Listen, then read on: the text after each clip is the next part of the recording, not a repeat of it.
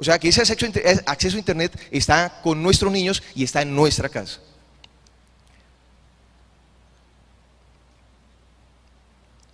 Bien, el abuso sexual a menores ha sido estudiado por la psicología, pero ese estudio ha sido reciente, estamos hablando de los años 70 hacia acá.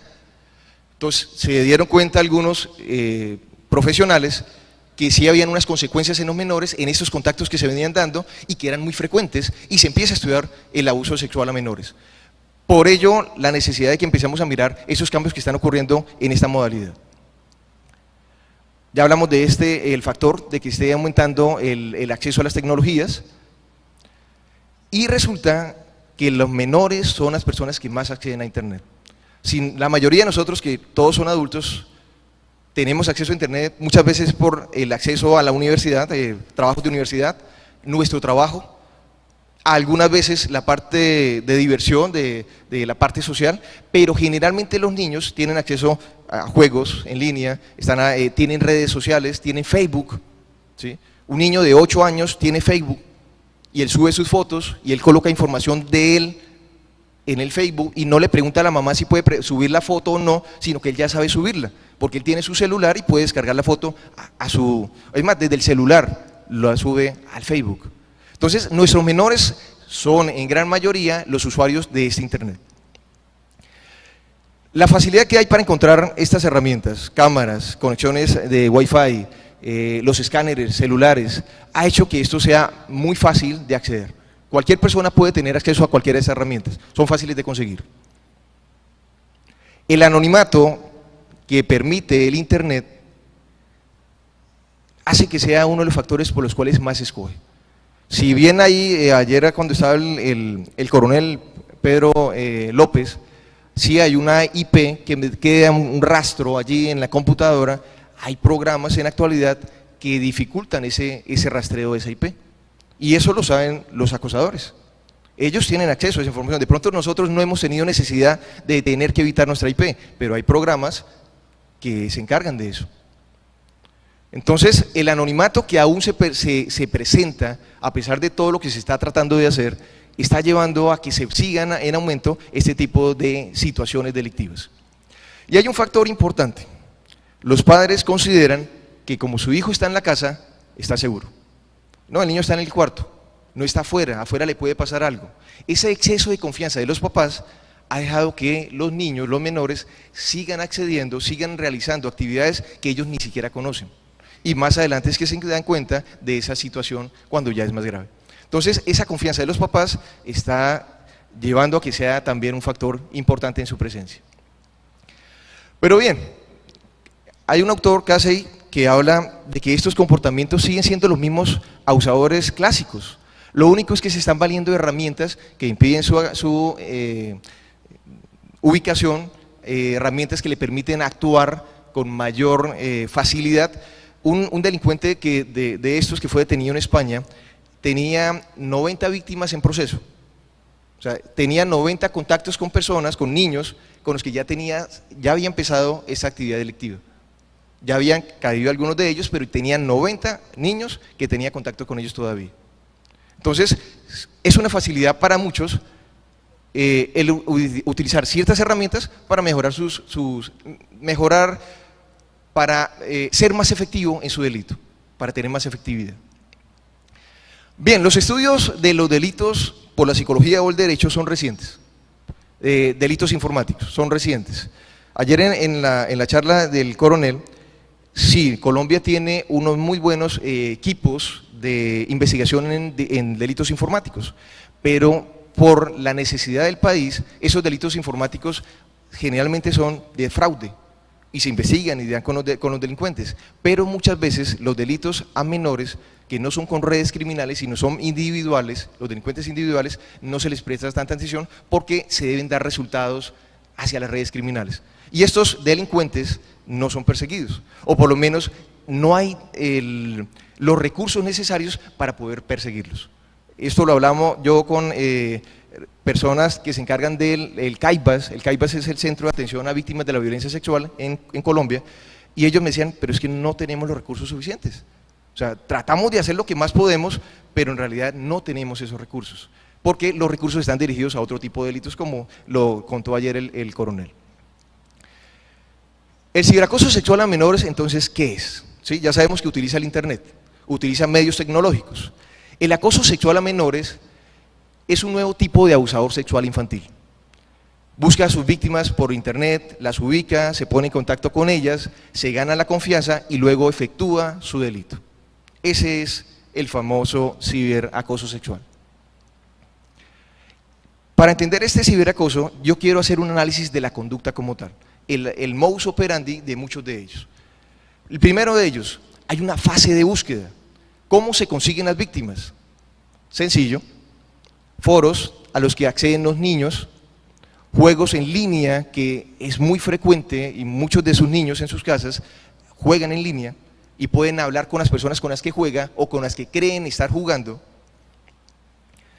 Redes sociales en las que se han vuelto muy famosas, el Facebook, el Twitter y otros que no recuerdo, el Messenger cuando existía, ahora el Skype. Yo hasta hace poco aprendí a manejar el Skype y estoy tratando de hacerlo, y eso por la parte laboral. Pero hay niños que se conectan y se ven con sus amigos y lo hacen de una manera muy sencilla. O sea, hay esa facilidad. No, atrás. También lo hacen en los cibers. Sí, aquí en San Cristóbal pues ya hay pocos, pero ahora que estaba allí, el ciber que ya lo habían abierto, habían 3 muchachitos de no más de 12 años allí jugando en línea. Estaban ahí, a esta hora y con uniforme, se suponía que estaban estudiando, pero no estaban estudiando. Ese tipo de sitios es fácil para que sean buscar víctimas allí. Allí donde se encuentran, a veces dejan abiertas sus cuentas, es fácil mirar qué hay allí, conocer de pronto un contacto de ellos, hacerse amigo de ese contacto para ganarse la confianza. O sea, esto no es algo, el ganarse la confianza esa búsqueda como tal, varía de las herramientas que podamos conseguir. Y vuelvo y digo, son muy fáciles de conseguir, Entonces el niño está allí, hace tal vez 2 meses, yo estaba en la población de Ureña, aquí pues cerquita, bueno, ni tanto, estaba allí y en el ciber que había allí, había una niña de unos 8 años, 9 años, esperando que alguna persona que había estado en internet dejara el computador y quedaran algunos minutos allí para ella ingresar. Fácilmente cualquiera podría decirle, ¿usted quiere internet? Le doy media hora, 1 hora, me hago amigo de ella, para poder entablar esta conversación. Porque yo preguntaría, ¿dónde está la mamá y el papá de esa niña? ¿Sabía dónde estaba? ¿Sabía qué estaba haciendo? Yo creo que no. Pero en esos sitios es fácil hacer esta búsqueda. La fase de seducción del futuro abusador la hace ganándose la confianza. Ese ganarse la confianza implica elaborar una fachada. No es que un señor calvo, gordo, flaco, en fin, muestre su foto porque pues obviamente ya se le han dicho a los niños que no se acerquen a los adultos, que no entablen conversaciones y tal vez va a rechazar ese contacto. Lo que buscan es una foto de un menor similar a ellos, incluso tal vez bonito, atractivo o atractiva, para que sean aceptados como contacto del Facebook. Obviamente también tienen los contactos que son cercanos al menor, a veces buscan páginas como por ejemplo, quieres conocer, eso lo sucedía mucho antes, ahora se ha cambiado, quieres saber quién te ha borrado el Messenger, entonces uno dice sí, digite su clave y digite su correo, y uno enviaba esa información y eso quedaba en una base de datos y luego se utilizaba para rastrear esa dirección, perdón, ese correo, hackearlo, mirarlo, conocer los contactos y después se le devolvía a la víctima. Y esa era una forma de empezar a hacer esa seducción, saber qué le gusta a la persona. En el Facebook, muchos de ustedes pueden de pronto colocar sus hobbies, lo que le gusta hacer. Simplemente es mirar el perfil y empezar a buscar algo parecido, tener algo en común, ser llamativo, ser interesante. Como cuando uno va a buscar una novia, uno se hace el interesante. Lo mismo pasa, este señor, o puede ser también mujeres, se hacen pasar y se hacen ver interesantes para que sean aceptados allí en las diferentes cuentas que tienen.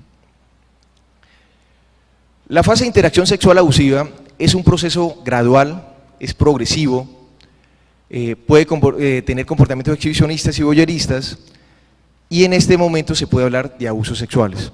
En algún momento de esa seducción se buscan temas similares, se buscan conversaciones sexuales, se busca de pronto compartir ciertas fotos de la menor o del menor en ropa interior, desnudos, y de pronto por quedar bien, como para gustar, se envían esas fotos.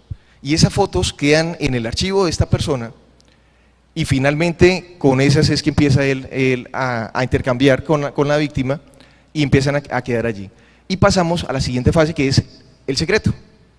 Si usted cuenta lo que está pasando, porque se exige a la persona, en la medida que va pasando el tiempo, ya no es solamente fotos, ya se le piden otras situaciones que para el menor de pronto son incómodas, pero si él se niega a acceder a este tipo de peticiones, él puede hacer algo. ¿Qué puede hacer una persona que está a miles de kilómetros de un menor? No mucho, ¿cierto? ¿Qué puede hacer? Está a miles de kilómetros. ¿Es grave la amenaza?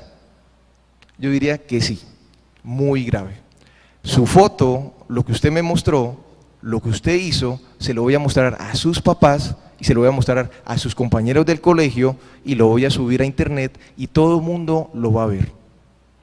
Este tipo de amenazas solamente con un enter para subir la información y dejarla allí causa una serie de secuelas bastante fuertes en el menor. A veces es más grave lo que hace la misma sociedad que este señor, porque la sociedad se encargará, si eso sale a internet, de cobrarle eso al menor. Burlas, maltrato, acoso de los mismos compañeros de los colegios, a veces el rechazo de los mismos papás. O sea, a veces es más grave esta situación, lo que va a hacer la sociedad. Y pues sería contradictorio que si es un menor víctima, sea la misma sociedad quien lleve a cabo la peor parte. Muchos de los menores terminan suicidándose porque no pueden soportar ese acoso de sus compañeros. Que lo llamen a la casa y le digan algo respecto a lo que vieron en internet. Que le envíen mensajes al correo, al teléfono del papá, al teléfono de ella, al correo del papá, al correo de ella, que coloquen esa información, que vuelvan y hagan burlas. Y esto no es solamente en un momento determinado, esto es constante, esto sigue ocurriendo con el tiempo. Pueden pasar meses o años en esta actividad. Y llega un momento donde el menor no puede soportar más y busca el suicidio como una única solución. A veces el menor tiene el valor de contar lo que está pasando. A veces lo tiene, a veces los papás se dan cuenta del comportamiento de sus hijos, saben que algo malo está pasando con ellos porque normalmente no se comportan de esa manera, comportamientos ansiosos, depresiones, y empiezan a revisar esto que está sucediendo y el menor termina contando y cuando cuentan pues se denuncia.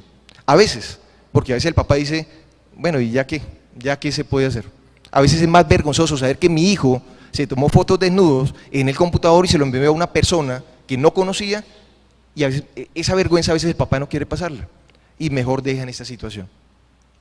La fase represiva para muchos es negar esta situación, ¿sí? Restar la importancia, como digo, los papás a veces le restan importancia, a veces el menor trata de sobrellevar esto lo mejor que pueda, pero muchas veces no es fácil hacerlo. En algún momento, en una investigación que realicé hace algún tiempo, yo planteaba la necesidad de empezar a conocer el delincuente sexual acosador, que sea por internet. Lamentablemente no es fácil acceder a esta información porque no en todos los países es un delito esto que estoy contando. En Venezuela estuve revisando el Código Penal y no hay un artículo que me hable de este tipo de situación.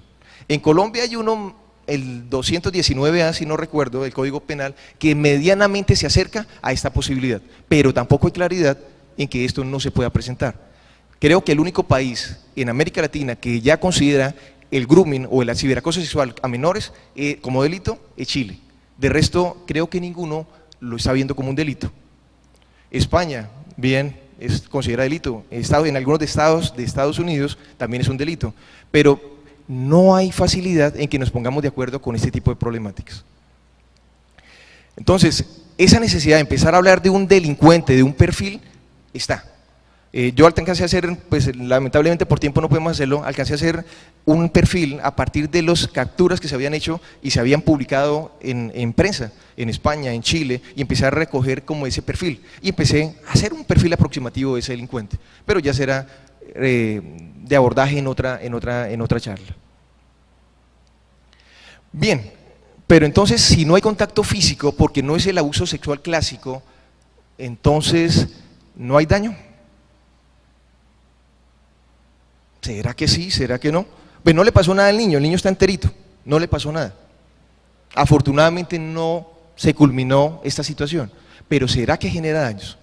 Sí, sí las genera, sí las genera. Empezando porque hay dos factores para considerarlo abuso. Hay coerción y hay asimetría de edad.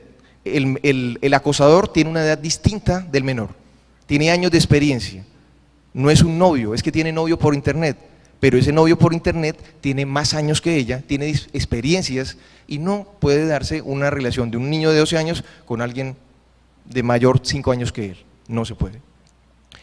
Esa coerción puede ser mediante la fuerza cuando hay una violación, pero también puede ser a través de la amenaza o la presión psicológica, lo que yo les contaba hace un momento. Solamente con un enter su vida va a cambiar y se lo garantiza el acosador, usted lo decide y a veces el menor prefiere seguir accediendo a lo que está pidiendo el acosador.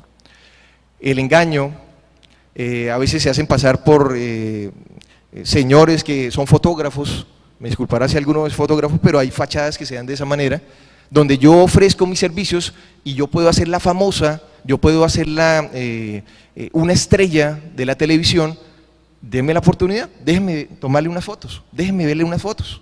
Y esas fotos ya no van a volver nunca, esas fotos ya son propiedad de él y él va a hacer con él lo que quiera. A veces el niño lo hace sin consultar a los papás. Por ahí tenía, creo que no, para esa presentación no lo traje, una serie de pantallazos de páginas donde ofrecen este tipo de situaciones para ser modelos. Envíen fotos a las niñas, entre 12, 14, 15 años. Si el papá no está atento de lo que está haciendo su hijo, esto va a suceder constantemente, constantemente. Siempre que exista asimetría de edad o coerción, o se dan ambas condiciones entre una persona menor de edad y otro individuo, las conductas sexuales resultantes serán abusivas. No hay vuelta de hoja, eso es un abuso sexual. Este tipo de delito que le estoy hablando es un abuso sexual, así no está en el Código Penal, pero es un abuso sexual. ¿Qué pasa con los menores? Tienen comportamientos ansioso-depresivos, tienen fracaso escolar, dificultades inesperadas de socialización y a veces ellos se sienten culpables porque fueron ellos quienes contactaron a esa persona. Ellos fueron quienes decidieron enviar las fotos, no los obligaron al inicio. Recuerden, en la parte de seducción, ellos voluntariamente mandaron esa información. El impacto psicológico de este tipo de abuso sin penetración a largo plazo puede ser menor. Podríamos mirarlo muy por encima. Como no hay penetración, pues los impactos no serán tan graves. Sin embargo, eso podría ser cierto si el menor no tuviera estos factores. Abandono emocional de los papás, maltrato físico, que los papás se están divorciando, patologías graves en la familia, el mismo descuido de los papás que tienen frente a ellos. Generalmente esto se da y esto hace que sea grave. Esas secuelas que sean a largo plazo, hace que sean graves. No todas las personas reaccionan de la misma manera. Hay menores que de pronto pueden manejar esta situación mejor, pero ¿qué influye en ello? Perfil individual, estamos hablando de la estabilidad psicológica, edad, sexo, contexto familiar, características del acto abusivo, de la manera en que se da, la severidad, la frecuencia, la relación con el abusador y por último, cómo se dan las consecuencias cuando se descubre el acto. Si estas consecuencias son de apoyo de los padres, tal vez esto sea sencillo, bueno, no sencillo, sea más fácil de alguna manera de manejar. Lamentablemente, vuelvo y digo, los papás actúan de manera distinta y a veces hacen que esto sea más grave todavía. Por último, no se puede obviar la importancia en las consecuencias derivadas de la revelación del abuso en el tipo de intensidad y los síntomas experimentados. Fundamental, en toda clase de abuso, incluyendo lo que nos comentaba la doctora, incluyendo este ciberacoso sexual o abuso sexual a menores a través de internet, es el apoyo familiar. Pero lamentablemente a veces los papás ni nos enteramos de qué es lo que hace el niño, ni siquiera sabemos utilizar ni prender el computador. Y ustedes van a tener ese contacto de personas, papás que no saben utilizar un computador, que no tienen ni correo, ni Twitter, ni tienen nada de eso, no saben cómo se utiliza, no saben qué es lo que está haciendo el menor allí. Cuando esto sucede, a veces el papá, por ese error, por esa ignorancia, pues no sabe dar un apoyo a su hijo. Bien, entre las diferentes conclusiones que podemos tener, una de ellas es tratar de concientizar a las personas que pertenecen a la sociedad, autoridades, instituciones, que esto es un delito, que a pesar de que no esté en el Código Penal, porque eso sería el requerimiento para que sea delito, tiene las condiciones de delito, tiene las condiciones, pero lamentablemente no se le está prestando la atención que merece este tipo de conductas.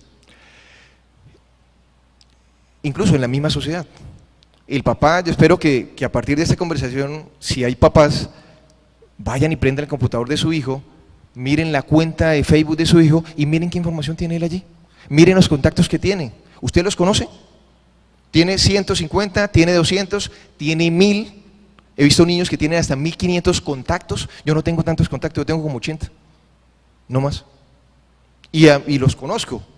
Esos 1500 contactos los conoce el niño con 8 años.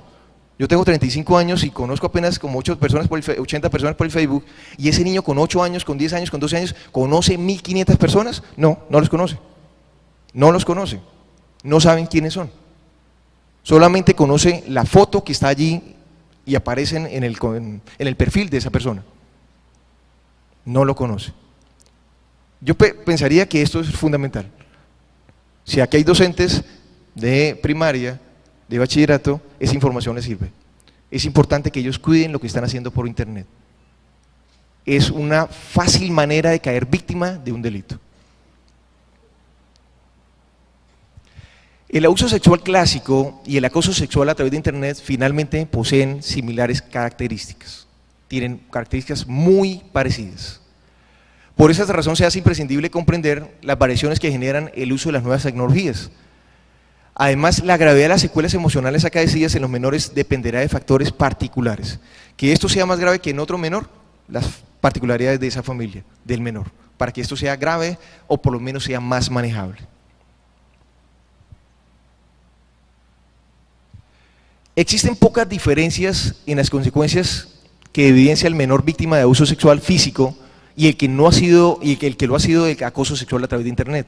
En ambos se presenta que el abusador y el menor tienen asimetría de edad, que hay una coerción,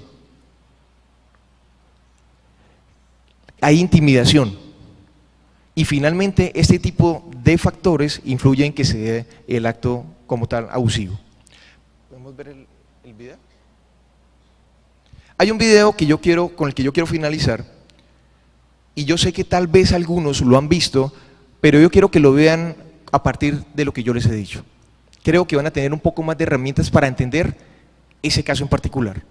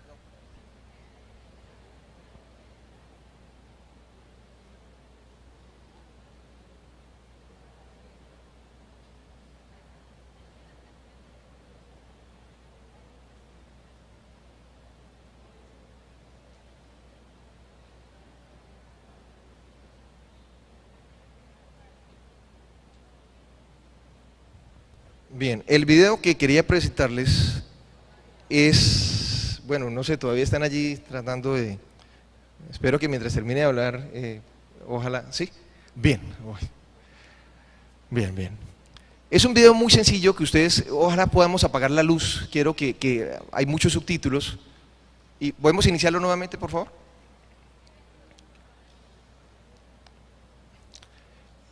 Es una chica que muchos escuchamos, pero quiero que miren ahora su historia a partir de lo que vimos.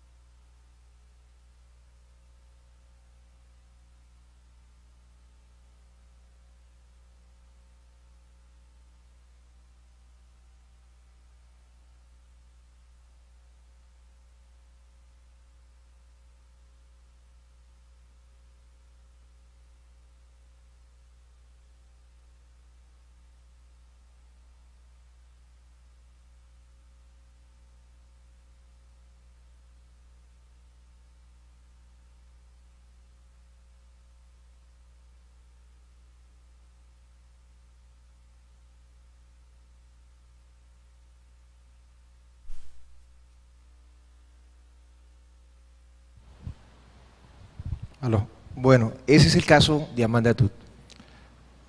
Esta chica se termina suicidando, de chica de 15 años termina muriendo, se suicida a partir de todo lo que vivió, pero miren dos situaciones. Una, hubo un acoso sexual, a partir de ese acoso sexual hay un enter y su vida cambió. Hubo un daño de un adulto, pero la sociedad terminó de concluir el trabajo de este señor. La sociedad se encargó de juzgar lo que había hecho y castigarla de una manera cruel. Ese video lo muestro porque es un caso real, eso le está sucediendo a muchos menores. Miren cómo se da el proceso de seducción hasta llegar a cumplir su amenaza. Entonces, ese es el caso de Amanda Tut. Muchas gracias.